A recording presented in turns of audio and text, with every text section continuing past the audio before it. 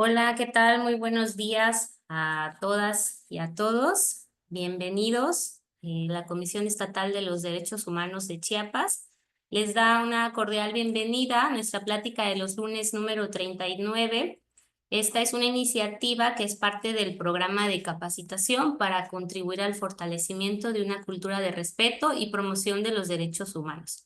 La plática de este día es denominada Claves para la Atención Pública sin Discriminación y para ello tenemos el honor de contar con la participación de la maestra Ana Laura Fuentes López, subdirectora de Vinculación Territorial de la Coordinación de Vinculación, Educación y Cultura en el Consejo Nacional para Prevenir la Discriminación, CONAPRED.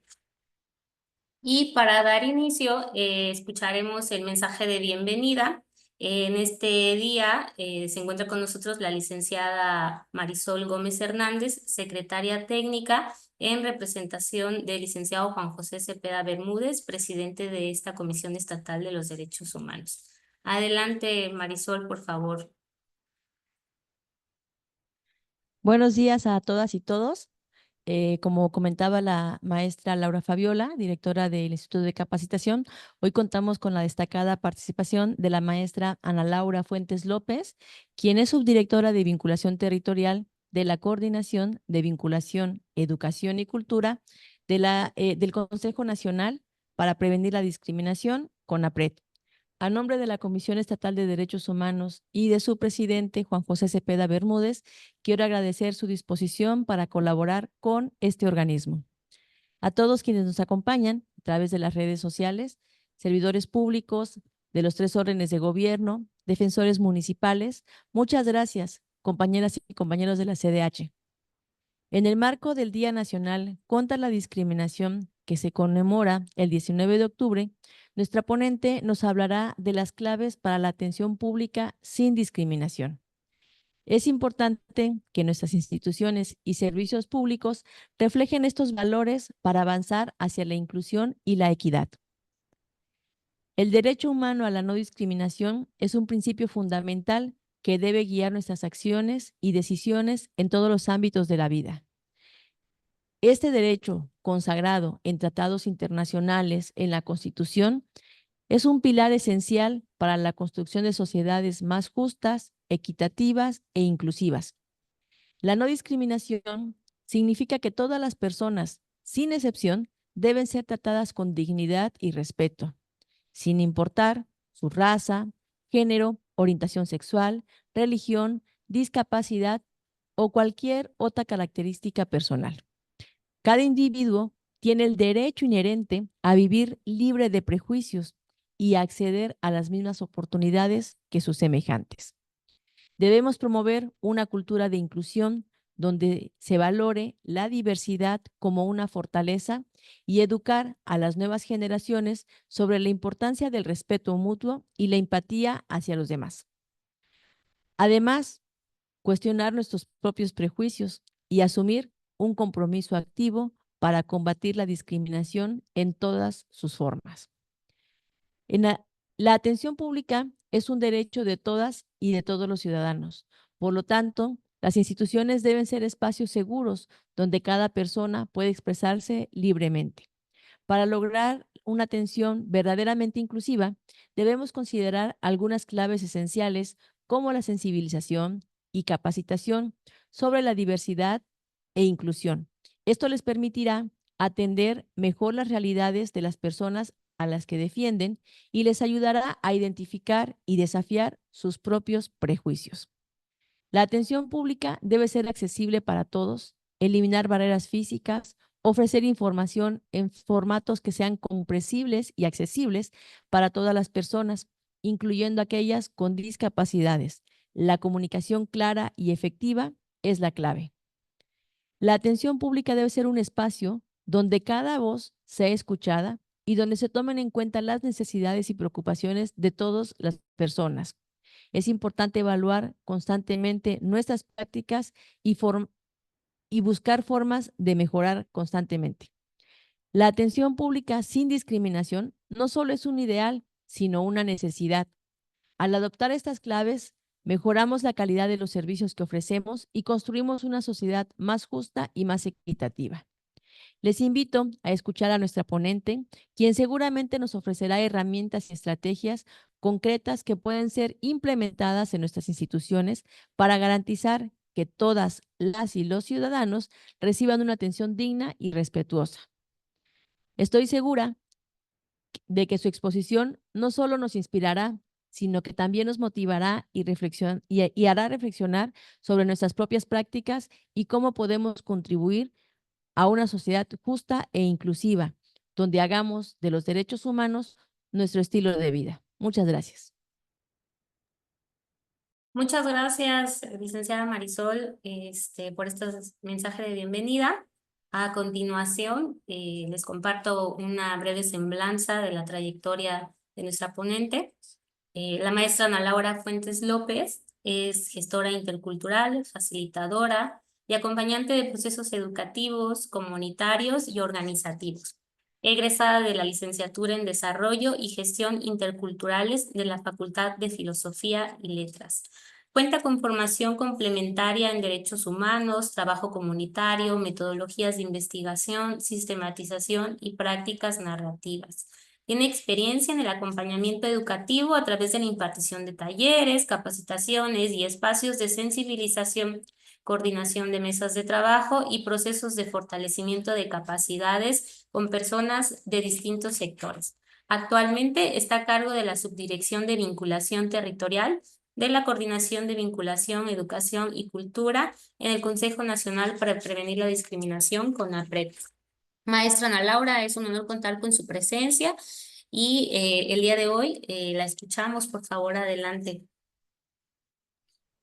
Muchas gracias pues por la invitación y por la apertura para estos temas, para la formación continua y pues con lo que decían ahorita en el mensaje inicial, ¿no? Como entender esto como un proceso de mejora continua, de formación continua, de fortalecimiento de capacidades, habilidades, conocimientos que al final van en mejora de la atención para la protección de los derechos de las personas con quienes trabajamos. Y bueno, para el Consejo también estos espacios son muy valiosos y se aprecian muchísimo porque al final, bueno, ahorita lo vamos a ver, pero somos un Consejo Nacional y eso implica que tenemos que tener una mirada pues muy amplia, ¿no? De todo el territorio, pero al final sabemos que no estamos haciendo esto en solitario, sabemos que dependemos muchísimo de estas réplicas, estas alianzas que se hacen con otras entidades gubernamentales, con otros organismos que también van dirigidas a lo mismo y que pues con esa multiplicación de esfuerzos y de brazos que trabajan por el mismo fin es como vamos a poder ir contrastando poco a poco pues prácticas de discriminación, de violencia, de violación a derechos humanos. Entonces, pues es muy apreciada esta invitación a estos espacios y pues nada, quienes están en esta plática, quienes están visualizándola, espero que les pueda ofrecer también algunas claves, como dice el nombre, ¿no? Como algunos puntos que puedan ustedes ir retomando en su trabajo diario, que puedan darle significado y sentido con la labor que hacen todos los días. Y bueno, creo que con esto ya podré iniciar. Muchísimas gracias por la presentación a las compañeras y por la apertura del espacio. Voy a proceder a compartir mi pantalla para que pueda ayudarme de estas láminas con estas ideas clave que iría exponiendo a lo largo de la sesión. Listo. Creo que ahí todo el mundo puede ver mi pantalla.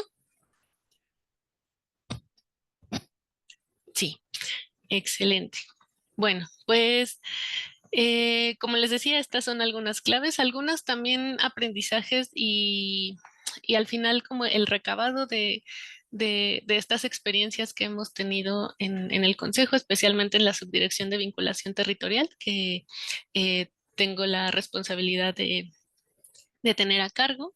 Y pues para contarles un poquito también de esta vinculación territorial, en esta área lo que estamos haciendo ahora es reorientarnos también al cambio cultural antidiscriminatorio, a cómo poder ir irnos más hacia las bases, más hacia las raíces de dónde se originan los fenómenos discriminatorios. Entonces, un poquito este es el enfoque que vamos a generar, y para eso pues nos hemos ayudado de varios procesos de acompañamientos que hemos hecho a personas servidoras públicas a través de talleres, de conferencias, con ciertos proyectos que también son transversales en la institución, que tienen que ver con ciertas poblaciones como personas con discapacidad, personas neurodivergentes, personas indígenas, y ese tipo de proyectos, ese tipo de aproximaciones nos han ido develando como ciertas premisas que es mi intención ir colocando aquí para que ustedes puedan también reflexionar, ¿no? Y como les decía, darle sentido sobre lo que significaría un mundo, una sociedad sin discriminación. Entonces, bueno, este es básicamente el objetivo. Vamos a ir develando estos elementos que conformarían esta cultura de la no discriminación. Y algo muy importante aquí en la CBC, en la Coordinación de Vinculación, Cultura y Educación, ha sido poder sentar bases que son, pues sí, muy de enfoques, de miradas, de metodologías, y el enfoque crítico nos ha ayudado también a mirar nuestra propia labor y a poder aprender de nuestras propias experiencias con esta mirada de cuál es la posibilidad de mejora, ¿no? O cuál es la posibilidad de mirar más allá, qué más protección, qué más pues sí, labor antidiscriminatoria podemos estar haciendo cada vez. No, las cosas siempre son mejorables, pero mientras mantengamos nuestros objetivos claros, pues podemos ir logrando ciertos resultados.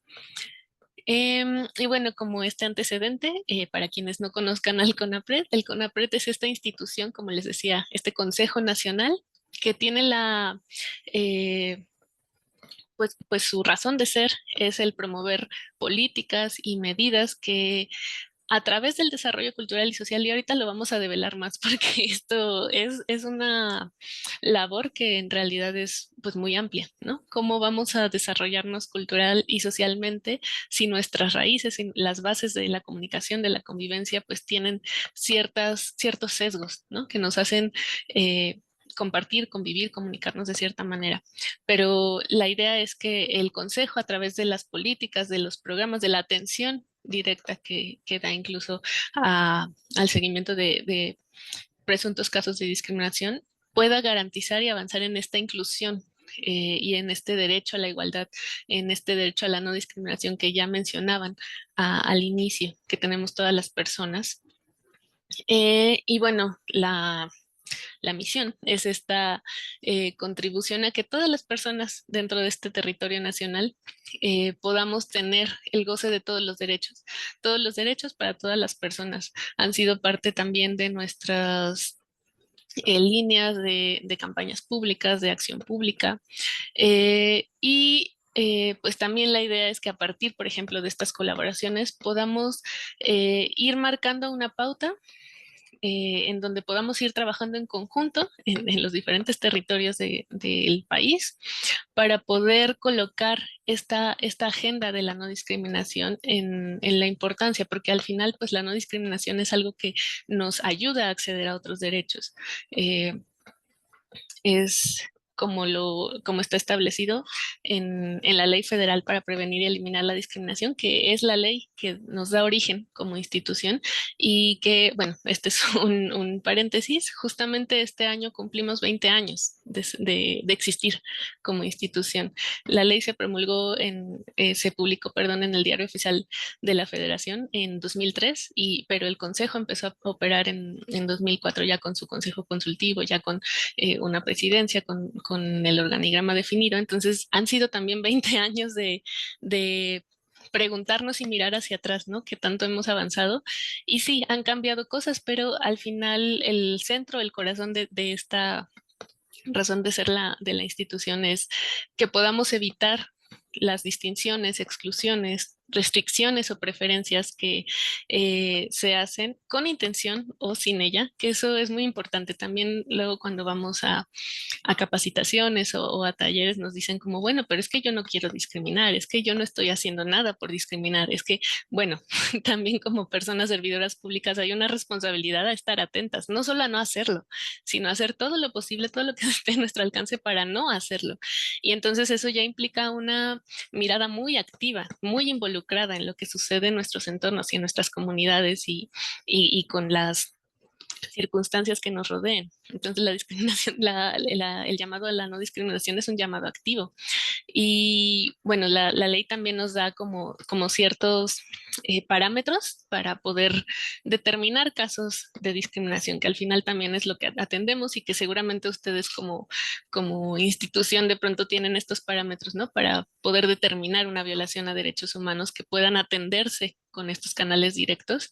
Entonces, las distinciones, exclusiones, restricciones o preferencias que determinan discriminación deben demostrar una razón que no sea objetiva, ni proporcional, ni racional. Ahorita vamos a ver ejemplos y seguramente ustedes también tienen algunos de ellos, y que termina impidiendo el acceso a algún derecho humano.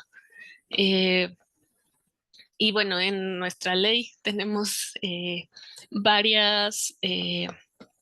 varios motivos que son reconocidos como posibles motivos de discriminación. La verdad es que esta lista incluso se ha ido revisando porque pues pareciera que de pronto en esta amplitud de la convivencia humana encontramos maneras de cómo distinguir, ¿no? Cómo generar preferencias, cómo generar exclusiones. Entonces, eh, unos ejemplos muy claros de cuando estos motivos que se están mostrando aquí, que todas además son características que van hacia las personas, ¿no? Y hacia grupos identitarios que tienen que ver específica y cercanamente con la identidad, con el despliegue de una persona en su entorno, ¿no? Su origen étnico, su tono de piel, la cultura a la que pertenece o de la que proviene, el sexo, el género, la edad, la discapacidad, todos estos son elementos identitarios muy cercanos a las personas. Entonces, como se ve esto en la realidad y lo que les decía, seguramente ustedes tienen más ejemplos, es si una distinción, exclusión o el marcaje para una persona le impide, por ejemplo, el acceso a la educación eh, por su condición de discapacidad, por la nacionalidad, por el credo o la religión que profesa. ¿No? Que de pronto esto pasa mucho en los espacios educativos porque además son espacios formadores, ¿no? Y espacios en donde se despliega muchísimo este descubrimiento identitario de quién soy, qué me gusta, a qué me adscribo, con quiénes me identifico, a dónde pertenezco. Y entonces en esta exploración y expresión de la identidad, pues también los espacios educativos de pronto son fuertes espacios en donde empiezan a detectarse conductas discriminatorias, ya sea por las propias instituciones educativas, porque pues siempre hay ciertas normas, ¿no? Que empiezan porque eso, son espacios formativos y las normas de pronto tienen esta intención de que puedan eh, replicar las normas sociales que están fuera de la escuela, pero también muchas de esas normas van por sobre encima de las personas. Entonces aquí pues claramente habría una conducta o un acto discriminatorio. Si, por ejemplo, en los entornos laborales se hacen estas diferencias salariales porque por alguna característica identitaria como las brechas de género, ¿no? A las mujeres se les paga menos en puestos iguales que tienen respecto a hombres. También puede ser por el origen nacional, ¿no? A personas extranjeras y además de ciertas nacionalidades, no siempre hay el mismo rasero, el mismo medidor para todos. A ciertas personas extranjeras se les paga menos que a las nacionales. eh, a ciertas personas con cierto estatus de condición migratoria o incluso con antecedentes penales, como que esos hacen ese tabulador de diferenciación y pues eso constituye un acto discriminatorio porque no es una razón racional, no es una razón lógica, no es una razón que tenga que ver con, por ejemplo, el desempeño laboral. O, por ejemplo, el limitar la información, que esto pues lo conocemos más como tal vez como violencia obstétrica, ¿no? Limitar o negar la información sobre derechos reproductivos para que las mujeres y las personas gestantes puedan decidir sobre el número de hijos, ¿no? Y incluso cuánto tiempo quieren tener entre cada embarazo, cada hijo, y negar esa información que a veces se hace bajo razonamientos que pueden ser de tipo moral, que pueden ser de tipo cultural, que pueden ser de tipo social, pues también estaría negando, obstaculizando un derecho, que en este caso pues, serían los derechos reproductivos, ¿no? Los derechos sexuales y reproductivos.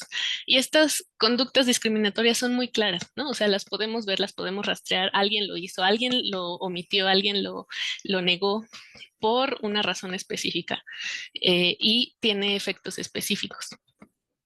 Sin embargo, también en el consejo nos importa mucho, y este es como donde empieza también este llamado a mirar las raíces profundas de lo que nos constituye como sociedad, en donde la no discriminación, sí, los actos discriminatorios, las conductas discriminatorias son rastreables, eso podemos abrir expedientes, podemos dar seguimiento a quejas, afectan a personas específicas o incluso a grupos de personas, pero también hay otra dimensión tanto de la discriminación como de la no discriminación, ¿no? De este aspecto en donde la no discriminación es este principio ético y político que viene derivada de esta universalidad de los derechos y en donde todas las personas, su dignidad, el respeto por su persona no es negociable, es ya dado porque es persona, porque está en este mundo, porque nació y va a vivir toda su vida con esa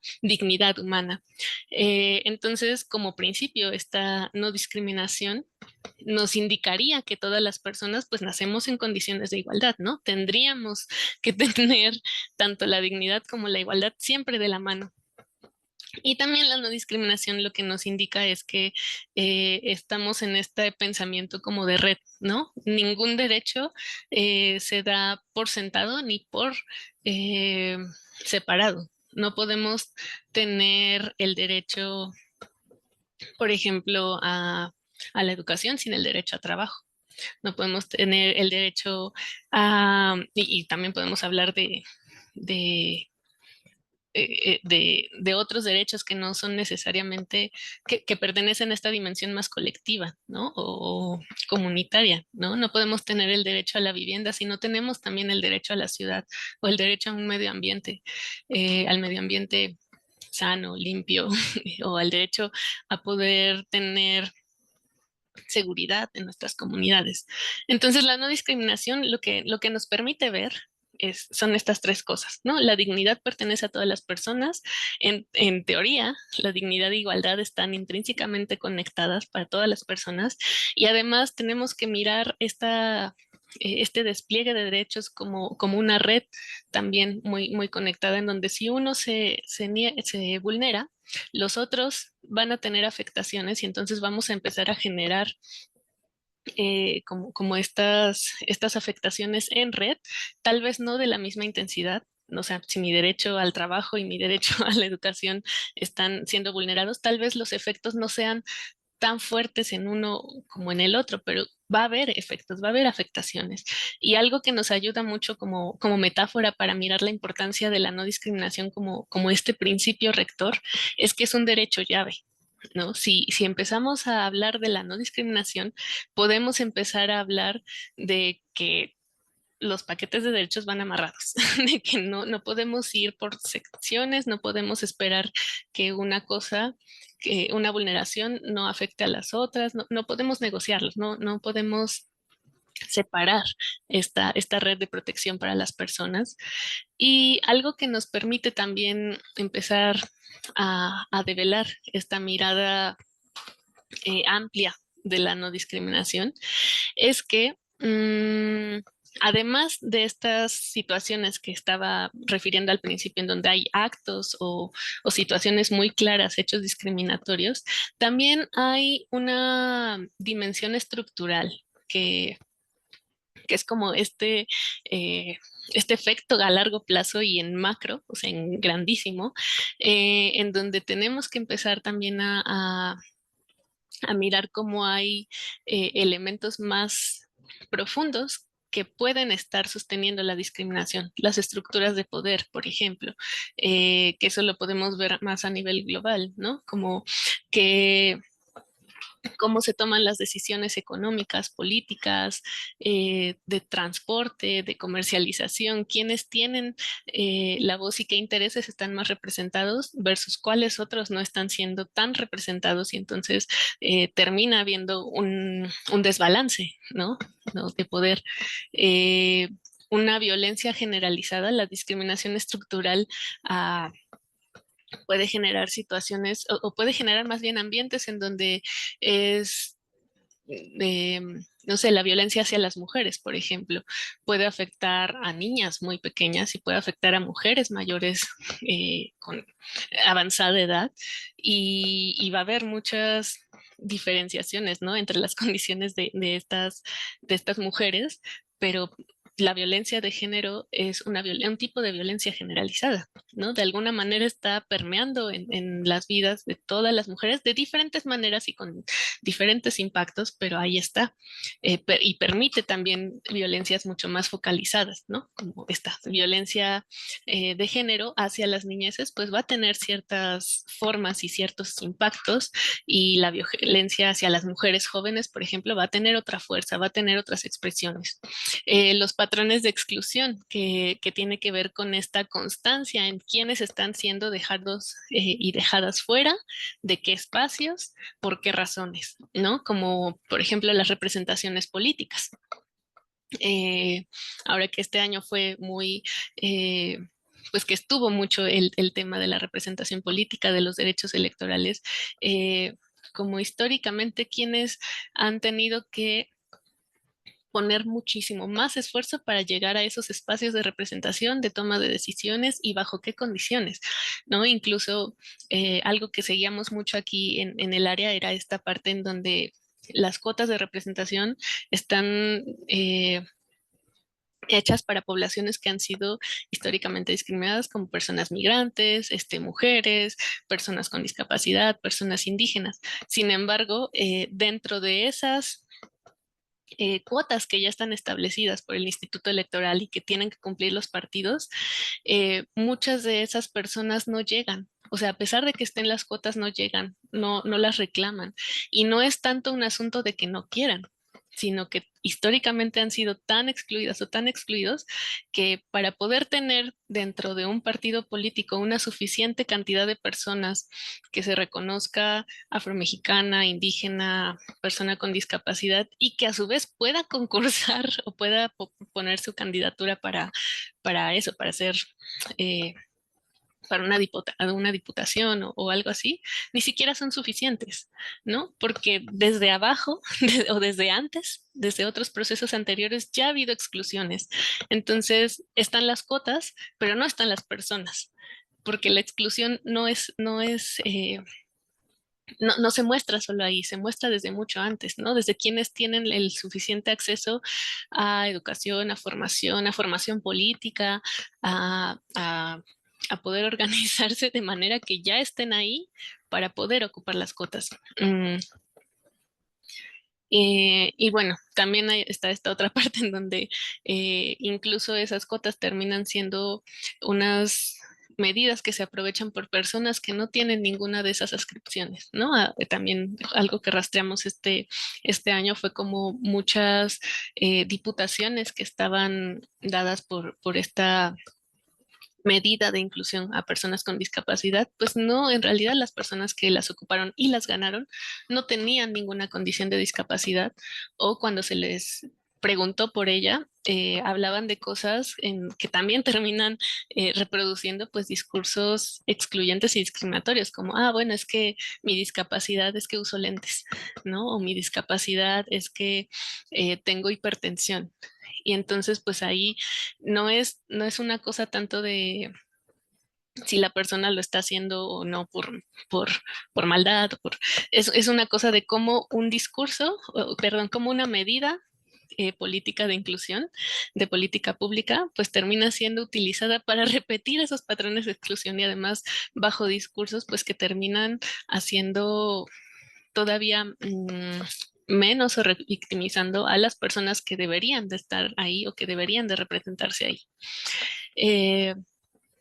Bueno, también tenemos dentro de la visión estructural de esta discriminación, pues las desigualdades, ¿no? ¿Y qué desigualdades? Pues las económicas, las políticas, las sociales, las territoriales. Algo que decían, bueno, eso creo que era antes de que empezara la grabación, ¿no? Como cómo se ve o cómo se mira la amplitud del desafío en la defensa de derechos humanos, por ejemplo, en el sur del país versus el centro del país. Sí hay como, tal vez como esta facilidad del centro del país, como de, bueno, es que acá están las instituciones, ¿no? Incluso, por ejemplo, nosotros como institución, pues nuestra atención, tenemos varios caminos de atención, pero uno de ellos es el presencial y muchas personas que pueden acudir presencialmente a poner su queja por un presunto hecho de discriminación, pues pueden tener un seguimiento muy distinto y un acercamiento muy distinto a la explicación de qué es, qué derechos tienen y cuáles son las protecciones a las que podrían tener acceso. Eh, si lo ponemos en comparación, por ejemplo, con una atención que se tiene que hacer desde una zona donde a lo mejor ni siquiera hay teléfono, ¿no? O ni siquiera hay internet, y a pesar de que podemos tener todas las líneas institucionales abiertas y decir, mándenos una carta, o sea, de verdad aquí podemos recibir estas quejas desde cartas, ¿no? Enviadas por correo, pues aún así es diferente y es una parte de esta desigualdad territorial el centro político, administrativo, pues sigue estando en ciertos estados del país y en otros estados pues hay otras condiciones y a pesar de que se han impulsado pues muchas cosas como la construcción de caminos, carreteras, pues es una desigualdad histórica, ¿no? Es una desigualdad de muchísimos años y poder encontrar los caminos para irlas equilibrando, ir contrastando esas desigualdades, pues va a tomar tiempo, ¿no? Pero los efectos ya están. A los efectos ahorita los vivimos, incluso como en el imaginario, ¿no? Por eso me refería a esta como alusión de la mañana, como de, bueno, a lo mejor en el centro del país hay más instituciones que en el sur, ¿no? O la situación de defensa de derechos humanos puede tener más herramientas, y es cierto, es verdad, herramientas de inmediatez, herramientas de conectividad, herramientas de comunicación. Eh, la discriminación con esta visión estructural pues también es intergeneracional y multicultural. Esta parte que les decía son años, son siglos, incluso de deudas históricas, de deudas políticas que estamos reconociendo y que la idea es que entre más puedan equilibrarse estas situaciones, pues las nuevas generaciones ya, los impactos probablemente no van a cortarse de una generación a otra, ¿no? Tal vez necesitamos un poquito más de trabajo y un poquito más como de esfuerzo, pero podemos empezar a ver ciertas cosas, ¿no? Ciertos efectos. Podemos empezar a pensar que las niñeces pues están teniendo otras miradas y otros elementos para poder ver cosas que se asumían como normal en la educación y en la convivencia, con miradas más críticas, ¿no? Por ejemplo, esto de hablar de las brechas de género, las desigualdades de género, o de la posibilidad de tener diferentes expresiones o orientaciones tanto de género como sexuales que estén fuera de la norma y que cada vez haya mucho menos resistencia o mucha más naturalización de lo que en realidad es, es lo común, ¿no? Que tengamos estas disidencias es lo común, solo que hasta ahora se había impuesto esta norma. Y esto va afinándose con las generaciones y con la educación y con el fortalecimiento de estos niveladores de igualdad y de inclusión que vayamos lanzando. También hablamos mucho de las opresiones, ¿no? Como desde la discriminación estructural pensamos en las normas no escritas, pero sí vividas y sí expresadas en la sociedad que impactan a los cuerpos, a las vidas, a las mentes y a los futuros de las personas. Y aquí podemos hablar, por ejemplo, del machismo, podemos hablar de la xenofobia, podemos hablar del capacitismo, que tendría que ver con esta imposición sobre los cuerpos funcionales, ¿no? Y que afecta muchísimo a las personas con discapacidad y a las personas adultas mayores y a las personas con condiciones de salud o personas neurodivergentes también. Podemos hablar también del etarismo, que habla o que hace prevalecer que haya una cierta carga sobre los estadios de edad que además todas las personas vamos a pasar, ¿no? Todas las personas en algún momento somos niñas, niños, jóvenes, adultas y en algún momento seremos adultas mayores y que estas opresiones como el etarismo nos hagan valorar o pensar que hay edades o que por su productividad, que por su despliegue en el mundo, pues son más valiosas y hay que o que sobre cada estadio de edad hay que colocar más o menos control, más o menos cuidado, más o menos tutela, sin que se hable más bien como de ciclo de vida y de dignidad y de derechos que acompañan a las personas en ciclo de vida. Y por último, bueno, está la socialización, ¿no? Que también es el factor, uno de los factores claves, uno de los que amalgama toda esta discriminación estructural. ¿Y por qué estas raíces pueden sostenerse tanto tiempo? Pues porque las normalizamos y las normalizamos desde la comunicación, desde la convivencia, las normalizamos desde las imágenes que nos rodean, las representaciones, las narrativas que tenemos y las vamos introyectando, las vamos haciendo nuestras. Hay veces en donde ya ni siquiera las cuestionamos o no las reconocemos en nosotras y nosotros hasta que ocurre un hecho en nuestro entorno que nos hace y como personas servidoras públicas con estos temas, siempre nos hace como reflexionar como de, ay, tal vez tengo un poco de machismo dentro de mí, ¿no? Y no es porque yo sea la peor persona del mundo, es porque el machismo está desde que nací y crecí en una sociedad o a lo mejor el capacitismo, ¿no? Cuando me enfrento a la discapacidad o a la neurodivergencia y entonces la respuesta en mí es como colocarla en un cierto lugar por los valores introyectados o por el valor que le haya dado a eso gracias a mi educación y socialización. Y bueno, dentro del consejo hay este reconocimiento o este trabajo con 20 poblaciones, grupos históricamente discriminados que han vivido todos estos factores que ahorita mencionaba, todos estos factores de discriminación estructural y que por ende les hace más propensas a estas personas a vivir actos o hechos de discriminación directos. ¿No? Personas indígenas, mujeres, afrodescendientes, personas en situación de pobreza, perdón, las niñeces, las juventudes, las personas mayores, personas que viven con VIH, personas usuarias de sustancias psicoactivas, personas de talla baja, personas privadas de libertad, liberadas, personas con características sexuales diversas, personas en situación de calle, personas jornaleras agrícolas, personas con discapacidad, personas neurodivergentes, personas migrantes y refugiadas, trabajadoras del hogar, personas de la diversidad religiosa, personas con diversidad corporal y personas con identidad de género y orientaciones sexuales no normativas. Y son muchísimos grupos y son muchísimas posibilidades. Lamentablemente, el universo de posibles actos, hechos de discriminación que esto abre, pues es muy amplio. ¿No? Es un poco abrumador de pronto para atender.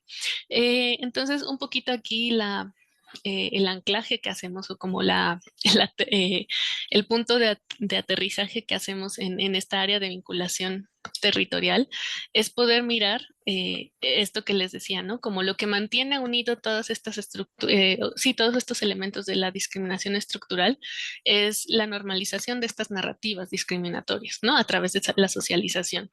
Y entonces, como que la parte para donde quisiéramos, donde proponemos entrarle es a partir de develar las narrativas que podrían ser alternativas, que fueran no discriminatorias, que fueran de cambio cultural. Voy a tratar de irme a lo del cambio cultural rápido, pero una forma muy sencilla para nosotras de entender las narrativas es estos relatos, pero no estos relatos como tanto como el cuento que nos cuentan, sino relatos vividos, son relatos asumidos que van haciendo una coherencia interna y que van haciéndonos asumir que, por ejemplo, eh, las juventudes, las personas jóvenes, pues siempre van a ser irresponsables, ¿no? O las personas indígenas, siempre van a ser ignorantes, ¿no? Como que hay una coherencia y un relato, y hay más elementos, ¿no? Que pueden ayudar a darle cohesividad, ¿no? Como pegamentito a estas narrativas y que ya no, ya ni siquiera de pronto podemos rastrear del todo de dónde nacieron, pero sí podemos suponer que su origen son estructuras de poder y son estas opresiones y estas relaciones entre lo que es valioso y las vidas que deben ser preservadas, vividas y colocadas como el ideal para que todo mundo aspiremos a eso, versus todas las demás vidas que se encuentran en la diversidad de la expresión humana. Entonces, pues las narrativas hacen esto, ¿no? Refuerzan estructuras de opresión, nos dan un montón de motivos para decir, no, es que las mujeres no tienen que salir porque se enfrentan a ambientes peligrosos, ¿no? Porque no tienen la capacidad, porque no, es que las personas adultas mayores, pues no deberían ya de trabajar porque pues ponen en peligro al resto, ¿no? Porque pues ya dieron lo que tenían que dar, ya mejor que se queden en sus casas. Además es muy incómodo verlas. O sea, estoy hablando de cómo se podrían expresar estas narrativas. Entonces, al final lo que hacen las narrativas discriminatorias es ponernos así, por eso, como una baraja de explicaciones, motivos, razones que tienen una secuencia muy armada, que es lo que hace normal y sostenible una situación de exclusión y discriminación. ¿Por qué es así? Porque siempre ha sido así. ¿Alguien se ha quejado? Pues sí, seguramente, pero mientras funcione todo lo demás, pues no tendríamos por qué detenernos ahí, ¿no? Esa es como la lógica detrás de estas narrativas. Eh, entonces, algo que nos permitiría identificar una narrativa discriminatoria es el sesgo, ¿no? Si el sesgo es excluyente, si hay alguien que necesita fuerza estar fuera para sostener un estatus de vida y de sentido, entonces probablemente la narrativa es discriminatoria. Si tiene que haber, por ejemplo, esta parte de es que las personas migrantes nos están quitando los trabajos, ¿no? Que era esta narrativa antimigrante de Estados Unidos. Entonces, a ver, hay una persona a la cual se le está dejando fuera de una situación y se le está achacando la culpa de otra situación, entonces probablemente esa sea una narrativa discriminatoria, ¿no? Como que vamos teniendo este sesgo que nos va a ayudar a identificar unas que tal vez no sean tan evidentes, ¿no? Hay narrativas que se camuflan muy bien.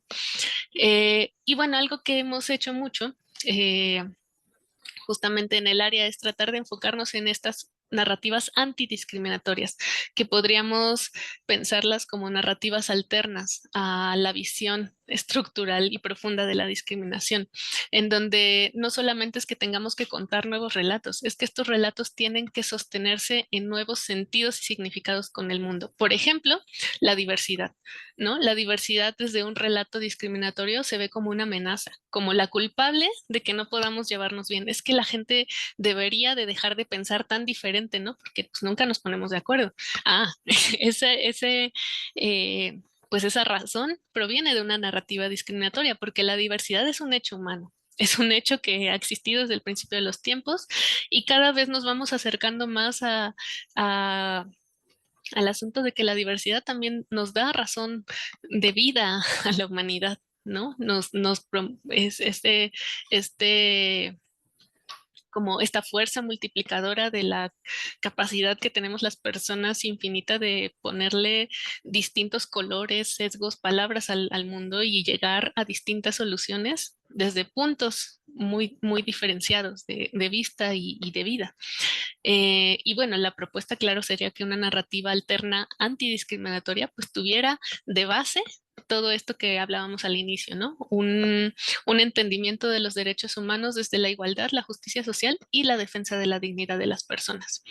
Entonces, pues mucho de lo que hacemos y de lo que proponemos es que necesitamos estas perspectivas, necesitamos fortalecerlas. ¿Y cuáles son estas perspectivas?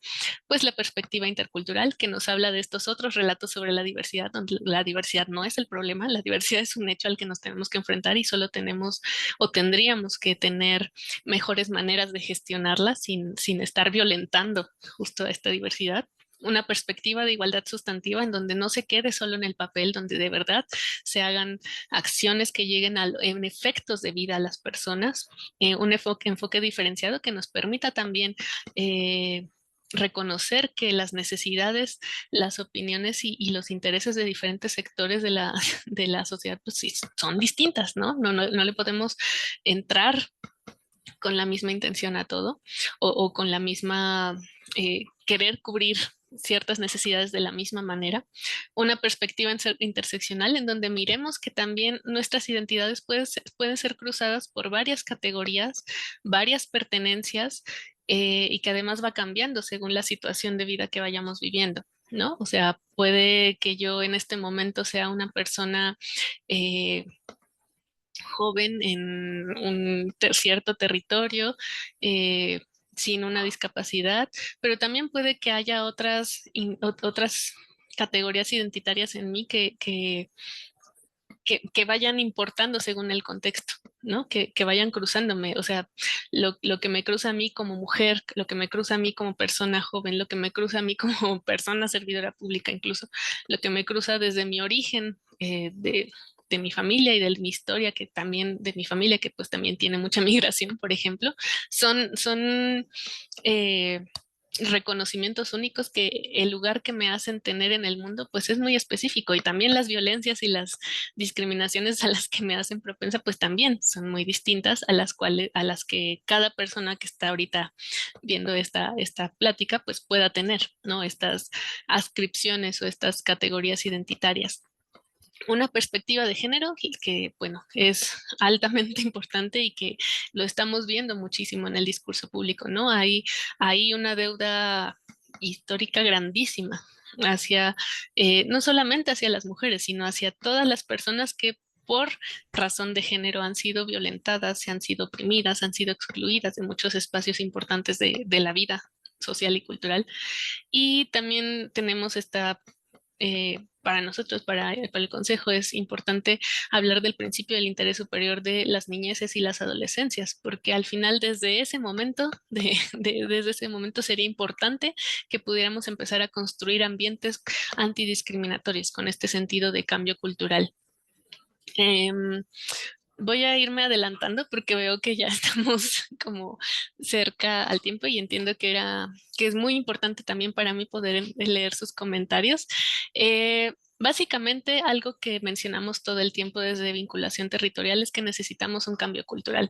No quiere decir que necesitamos eh, como, ¿cómo decirlo? Revolucionar y soltar y deshacernos de todo lo que ha construido la sociedad humana, las sociedades humanas. Más bien quiere decir que dentro de cada sociedad y cada cultura está la posibilidad de reconfigurar ciertas cosas, de hacer estos sentidos que requerimos desde la dignidad, desde el respeto, desde la igualdad sustantiva, porque es lo que naturalmente hacen las culturas. Y a lo mejor estoy un poco contradiciéndome hablando de naturaleza y cultura aquí en la misma oración, pero las culturas, o sea, la humanidad históricamente ha hecho estos cambios que de pronto sí duran años, siglos, milenios, ¿no? Para poder reconfigurar sus formas de vida de modo que vayan respondiendo más a las necesidades no solo del ambiente, sino de las propias personas que conforman y sustentan las culturas y las sociedades. Entonces, si eso hemos sido capaces de hacer como humanidad a lo largo de los años, somos capaces de aprovechar esos mismos caminos que nos da el ser seres culturales para poder empezar a hablar de estos cambios, de estas reconfiguraciones, de estas narrativas no discriminatorias.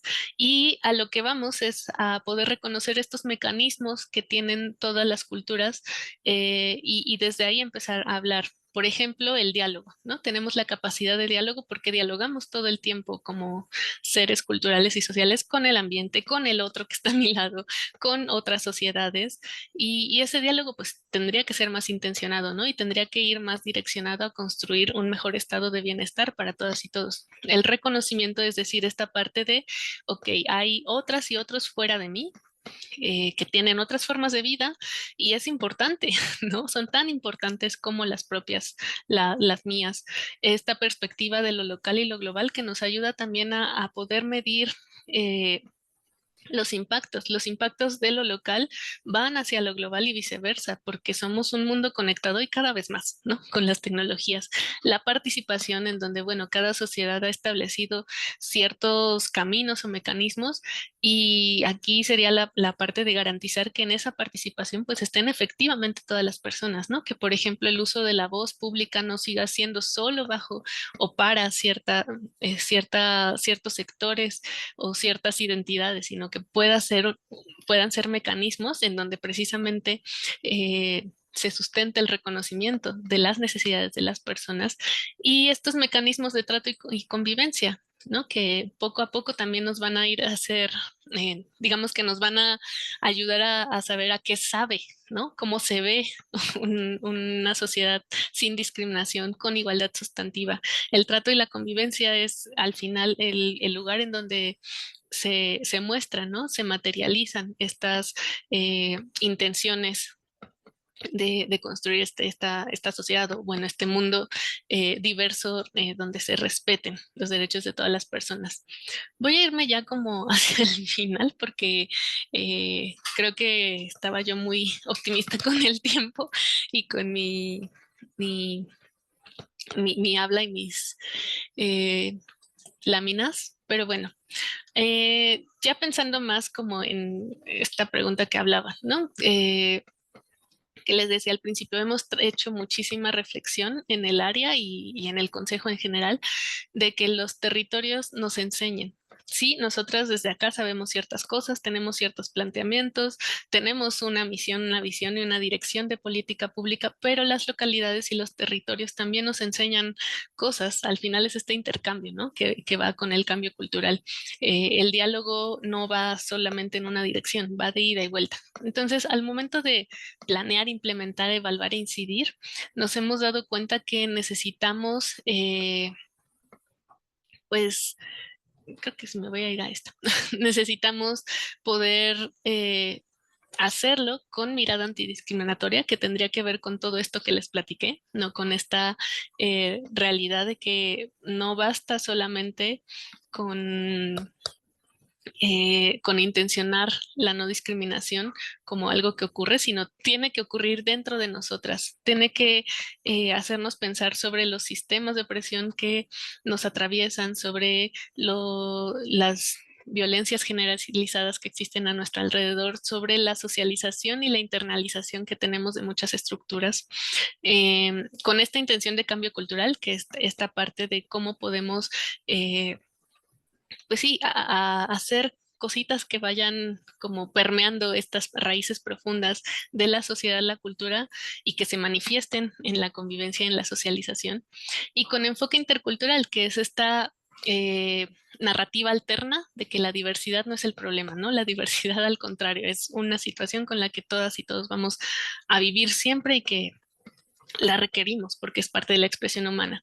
Entonces, al final, estas premisas que son pues claves que tienen que tomar sentido para cada persona que la aterrice en su servicio o en su labor territorial local, es que podamos considerar que el bienestar, el desarrollo y el futuro tienen dimensiones colectivas y comunitarias además de las individuales, que también es esta parte de reconocernos como, a ver, si yo no soy una persona que en este momento esté reconociendo como hechos o actos de discriminación, pero veo posibilidades de mejora en mi entorno, pues probablemente puedo ser una persona que sea un factor de cambio, ¿no? Que esté buscando y preguntándome por las mejores condiciones de bienestar. Si estoy viendo que hay demandas de derechos para sectores o poblaciones que no necesariamente tienen que ver conmigo, pero en donde también reconozco este derecho de las personas de representación política, de libertad. Entonces, tal vez debería de preguntarme cómo puedo yo colaborar a que este bienestar y este desarrollo, no porque yo esté bien y porque ya me tenga todos mis derechos cubiertos o mis necesidades cubiertas, no significa que no pueda seguir trabajando por este bienestar colectivo. ¿No? E incluso es necesario hacer estas réplicas en cada persona, pues para que podamos, ojalá, llegar más rápido a ese punto. También pensar que la comunicación está completamente atravesada por la cultura y a su vez es un reflejo de ella y que eso ha hecho, pues, ha posibilitado que las narrativas discriminatorias tengan tanta amplitud y tanta tantos repetidores en tantos lados, ¿no? Entonces, idealmente tendríamos que empezar a preguntarnos cómo llenar esos espacios comunicativos con mensajes que vengan desde este otro sentido de cambio cultural antidiscriminatorio, ¿no? Donde empecemos a cuestionar las representaciones que se les hacen, por ejemplo, a las personas con discapacidad, que aunque vengan desde la mejor intención, de pronto siguen replicando a lo mejor narrativas en donde ellas necesitan mucha ayuda o mucha tutela de nuestra parte, ¿no? Donde empecemos a dejar de ver que las juventudes están siempre en peligro. Las juventudes sí pueden vivir muchos riesgos, pero también pueden tener muchísimas respuestas y muchísimas claves de transformación.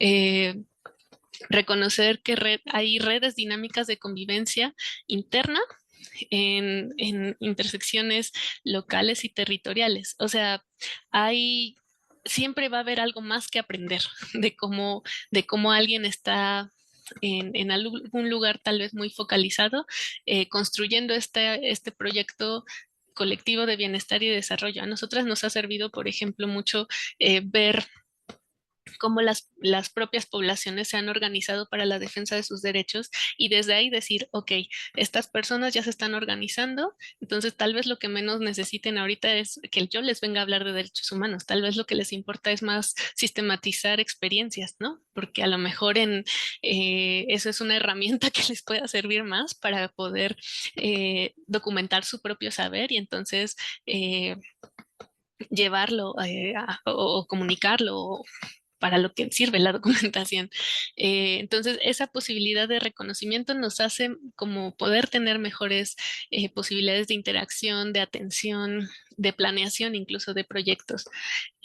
También pensar que o sea, que las opresiones y las desigualdades nos van a estar persiguiendo o nos van a estar tocando la puerta y no les debemos tener miedo. O sea, no es como, oh, no, es que el machismo a lo mejor lo replico, a lo mejor van a estar ahí y más bien lo que tenemos, o una de las cosas que nos ha funcionado a nosotras es reconocerlo de frente y decir, ok, a ver, si en este espacio en donde estamos colocando a personas indígenas, ellas están acostumbradas a que es la persona servidora pública la que habla y ya, tal vez pueda generar espacios amables en donde yo pueda disminuir un poco esa opresión que represento, porque vengo de fuera, porque hablo español, porque muchas cosas, ¿no? que históricamente han representado desigualdad y opresión, y poder hacer que un espacio participativo y representativo lo sea en efecto y no solo en el papel o no solo en la intención, ¿no? Sino como ir desprendiendo estas capitas que tienen las opresiones y las desigualdades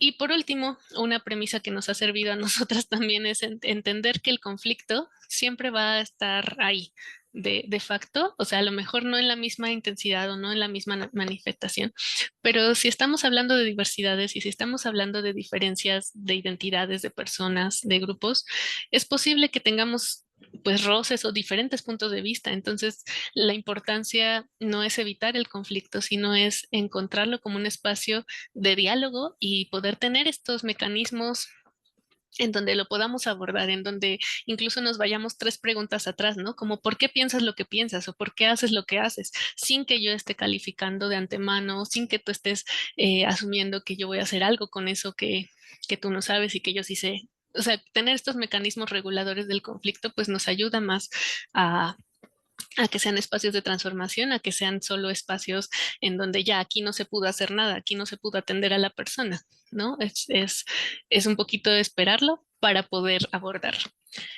Y bueno, ya, creo que me pasé bastante. A ver, voy a volver a la pantalla general. eh, y bueno, ya me callo para que ustedes puedan hablar. Maestra Ana Laura, muchísimas gracias por tan interesante exposición, también muy clara, con muchos ejemplos, y le agradecemos por cuestiones de tiempo. Nada más voy a comentar brevemente aquí un comentario en el chat. Nos dice Alicia Gutiérrez que también hay mucho trabajo que realizar, no solo desde las instituciones, sino también desde uno como persona. Y bueno, las preguntas que puedan salir se las iremos compartiendo vía correo electrónico y en la medida de sus posibilidades, pues agradecemos nos pueda compartir las respuestas para hacerlos llegar al auditorio.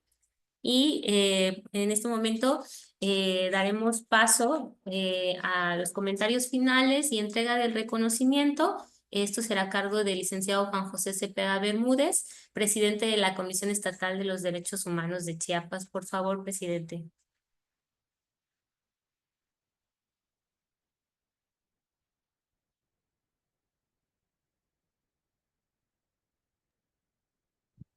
Buenos días a todas y todos. Muchísimas gracias, maestra Ana Laura.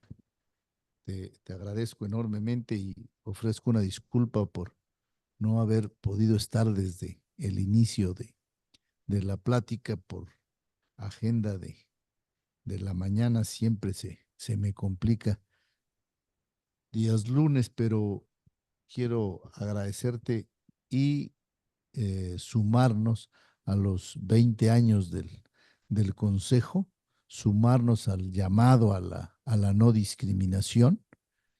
Y aunque ya lo señalaste que nos pasamos unos minutos, yo quisiera no dejar de mencionar una reflexión personal respecto a la discriminación. Eh, que a todas y todos a que lo pensemos profundamente. Este, los actos de discriminación en última instancia nos afectan a nosotros, a quienes incurrimos en la acción de discriminar. La persona discriminada probablemente se sienta mal un momento, probablemente sufra algunos efectos negativos de la discriminación, pero nosotros cargaremos siempre con la responsabilidad de haber incurrido en un agravio, en una violación, ¿sí?, a los derechos del otro. Y en esta violación de derechos a través de la discriminación, ¿sí?, es donde se hace más evidente nuestra discapacidad para entender que existe el otro y que tiene exactamente la misma dignidad que nosotros.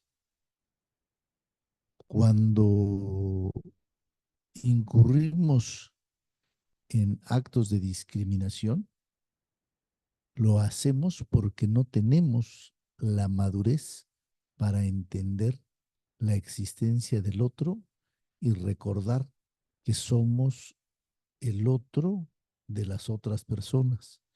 Entonces yo invito a que reflexionemos profundamente, porque voy a poner un ejemplo muy sencillo, pero en el tema de la discriminación a la mujer, ¿sí?, que es una violencia estructural, ¿sí?, hemos sufrido muchísimas consecuencias negativas en el bienestar, en el desarrollo, en el futuro de nuestra comunidad. porque al no incluir a las mujeres en todas las actividades, estamos excluyendo al 50% de nuestra fuerza de desarrollo. Estamos excluyendo al 50% de nuestro potencial, ¿sí?, de bienestar. ¿Sí? Entonces, finalmente, como decía yo al inicio de mi reflexión, los afectados somos nosotros mismos. ¿Sí?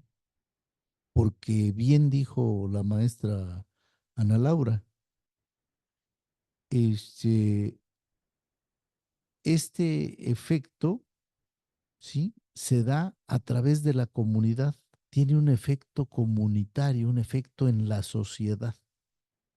Y yo los invito a que tomemos en cuenta estas claves que ella nos ha dado, y especialmente invito a quienes tenemos el privilegio de ser servidores públicos, porque es una oportunidad, ¿sí?, de reconocer a la población, a toda la ciudadanía en general, y prefiero decir población porque la ciudadanía me lleva a determinada edad, a la población en general, porque tenemos que hablar hasta de los no nacidos, ¿sí? De no discriminarlos. Este, yo los invito a que hagamos esta reflexión y que podamos construir y reforzar los mecanismos como bien nos lo planteó la maestra Ana Laura, desde el reconocimiento, ¿sí?, como decía yo hace unos minutos, ¿sí?, implementar el diálogo, ¿sí? Sabemos que eh, el acercamiento, el trato, la convivencia nos van a ayudar a entender cada día mejor nuestra responsabilidad de atender con respeto a la otra persona y tener esa perspectiva local y global. Yo agradezco muchísimo a la maestra Marta Laura, invito a todas y todos a que se sumen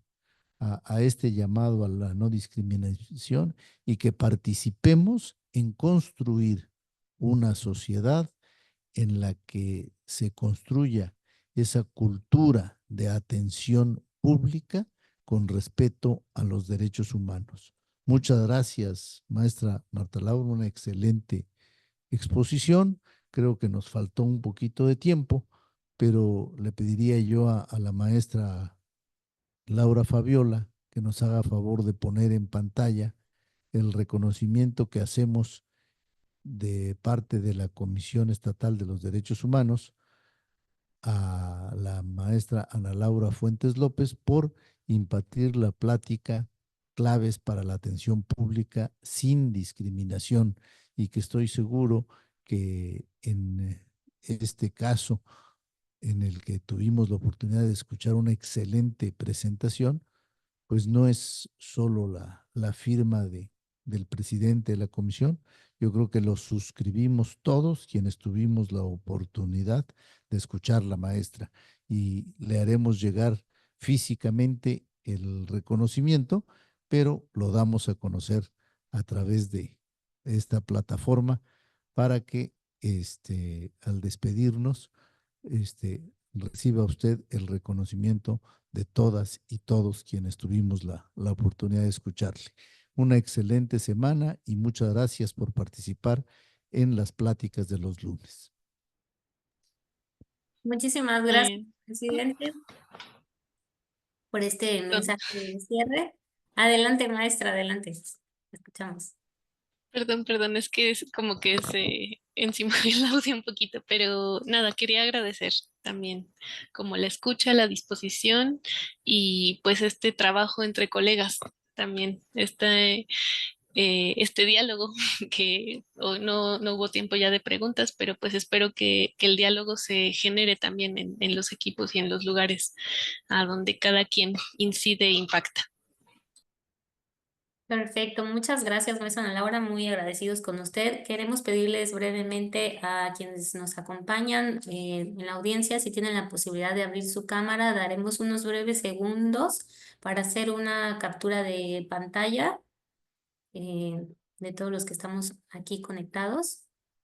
Y nada más pedirle a Iván si nos puedes ayudar con el conteo.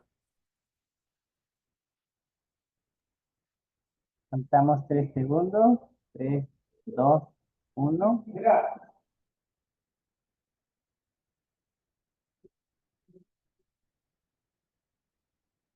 Perfecto, muchas gracias, Iván. Y pues reiterar nuestro agradecimiento, maestra Ana Laura, a todos quienes estuvieron conectados, al equipo técnico también que hizo posible la capacitación del día de hoy. Y pues los invitamos a todos a seguir en contacto con nosotros. Nos vemos el próximo lunes y que tengan un excelente día e inicio de semana. Muchas gracias, hasta luego.